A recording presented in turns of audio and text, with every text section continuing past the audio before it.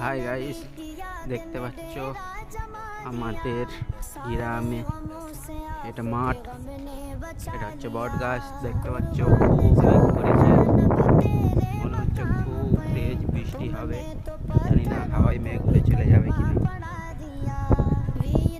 হাওয়াও বেশ ভালো দিচ্ছে, ঠান্ডা ঠান্ডা মৌসুম। এখন বাজে দুপুর 1:42, কিন্তু মৌসুমটা দেখো, যেন মনে হচ্ছে সন্ধ্যা হয়ে গেছে।